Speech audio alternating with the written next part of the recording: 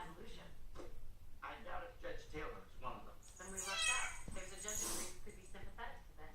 For instance, Justice Scalia said our laws derive their authority from God. William O. Douglas wrote that we are religious people whose institutions presuppose a supreme being. how does that translate into a free pass for murder? The defense is arguing that since Elwyn has redeemed himself in the eyes of the Lord, the law should recognize that. It will, after he admits his responsibility. He tried that. Weiss pulled the plug. The stratagem is just an excuse for Wendy Weiss to put out a little guerrilla theater in the courtroom. No better time than now, Jack. She's dreaming if she thinks she can cash in on that. Would you have ever dreamed that Congress and the president would intervene in the Terry Schiavo situation?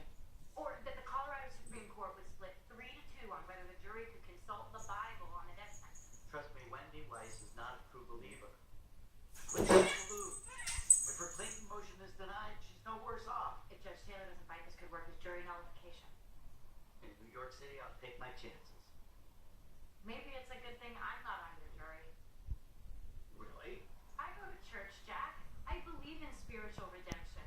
The born-again Christians that I know have had a genuine moral awakening. And people facing life in prison often awake to find religion.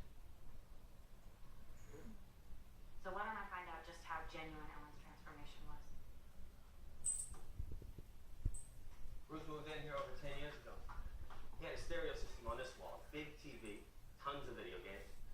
He had a real nice leather sofa set over here. What happened to it all?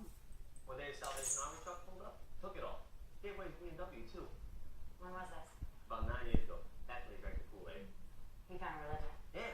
One day I call him up and he says he's not hanging out anymore. Says he's changing his life. The next thing I know, it's Jesus this and the Lord that. Oh man, I went to Catholic school, all right? So we didn't hang out anymore. And he quit a job too, started to work for one of them do-gooder outfits. Bruce was a senior systems analyst at a bank. He said he wanted to give notice and work here. Did he say why? He didn't need to. It was obvious he wanted to change his life and give something back to the community. How could you tell? There are many people like Bruce. People who wake up one morning and are unhappy with what they see in the mirror. He was making $200,000. I told him the Westside Family Center could only pay him 8 or 9. And he said he'd take it on one condition.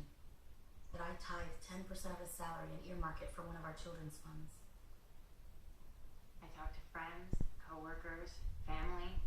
Bruce Ellen is the real deal. Within weeks after he murdered Justin Leonard, he renounced his lifestyle and most of its worldly accoutrements. Means they're gonna have to oppose his motion on the merits. That's fine, because it has no merit. You may think that.